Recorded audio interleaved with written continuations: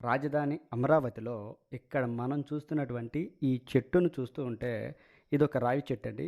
ఈ చెట్టును చూస్తూ ఉంటే నాకైతే చాలా ఆశ్చర్యం వేస్తూ ఉంటుంది. చాలా ముచ్చట కూడా కలుగుతూ ఉంటుంది. ఎందుకంటే అసలు మనం చూడొచ్చు ఇదంతా కూడా కొత్తగా ఆకులు వేసి చిగురు పెట్టినటువంటి రావి చెట్టు.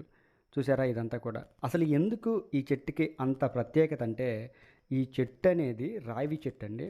రాజధాని అమరావతి పనులలో భాగంగా రోడ్ల విస్తరణలో భాగంగా రోడ్డు వెడల్పు చేసేటప్పుడు ఈ చెట్లయితే అడ్డంగా రావడం జరిగింది. ఇక్కడ మనం చూస్తున్నటువంటి ఈ రావి చెట్టు.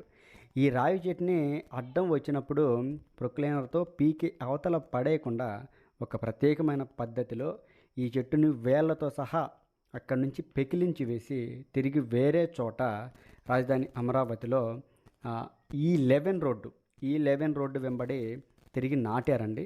నాటిన తరువాత ఇదిగో ఈ విధంగా ఇంత పచ్చగా ఇంత అందంగా ఈ చెట్టు అయితే తిరిగి చిగురించి ఆకులు వేయడం జరిగింది.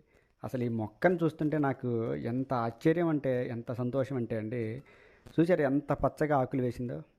ఇక్కడ మనం ఒక చిన్న విషయాన్ని మాట్లాడుకోవాలి. ఏంటంటే లేదంటే ఇంత వ్యయ ప్రయాసాలు కూర్చి తిరిగి మరలా బ్రతికిస్తే మన మానవులు ఏం చేస్తున్నారో చూద్దామండి. ఆ చెట్టు మొదట్లో కూర్చొని ఏ విధంగా తాగి బీరు సీసాలు మందు సీసాలు ఎలా పడేస్తున్నారో చూడొచ్చు. అందరికీ అందరికీ చెట్లు కావాలి. అందరూ చల్లగా కూర్చోవడానికి చెట్లు కావాలి, లేదంటే ఇలా మందు తాగడానికి చెట్లు కావాలి. అందరికీ చెట్లు కావాలి, కానీ ఎవరు మాత్రం చెట్లు నాటడానికి ఇష్టపడరు, చెట్లకి నీళ్లు పోయడానికి కూడా ఇష్టపడరు. ఇక్కడ కూర్చొని మందు తాగినటువంటి మందు బాబులు ఆ చెట్టుకి ఎప్పుడైనా నీళ్లు పోసారా? పోయరు. ఇది